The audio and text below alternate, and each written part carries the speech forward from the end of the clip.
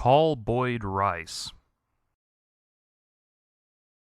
You probably remember in the early 90s, or maybe it was the late 90s, when Rob Halford came out. Rob Halford from Judas Priest came out of the closet, and it turned out all of that badass leather clothing he'd been wearing, he had gotten the idea for that from like gay bars and stuff, leather bars. And it's always funny to me how these things that get adopted as being very strongly masculine or strongly feminine, that kind of thing, actually have these very androgynous origins. You know what I mean?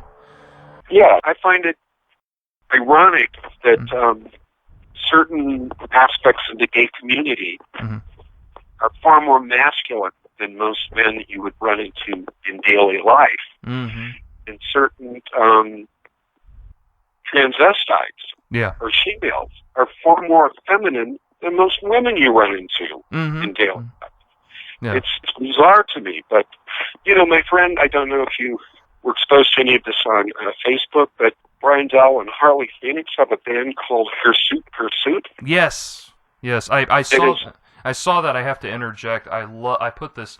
They did. You did the cover of When You're a Boy with them, and I put this witty little comment on the video when you posted it. I said, "You get to do cool cameos when you're a Boyd."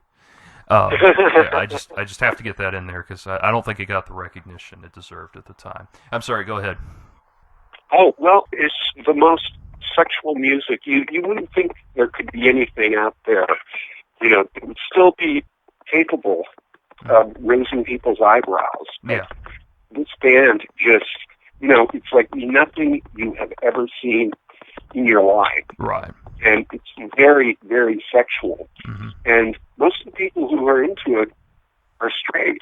Just because there's not much music out there that is really just sexual, and it deals with these archetypes of power and dominance and submission. Yeah. And we did a secret show for Fashion Week. And this couple, heterosexual couple, they're getting very horny. Yeah. And then they whispered to each other, and they left. Yeah. And they went up in the lobby, and they went in the toilet, and obviously had sex. Yeah. They were turned on by this weird gay leather sex show, this porno music. It's weird how that thing just sort of transcended sexual taste or whatever. You know? It was an amazing phenomenon.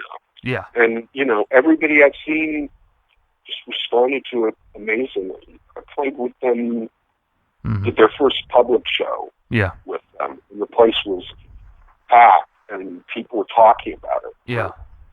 Ages afterwards. Yeah, I mean, I think it's when, it's people, whatever the sexual persuasion, people can feel it, when they're hit with real, raw, unadulterated sexuality. It is what it is, regardless of your, your personal direction.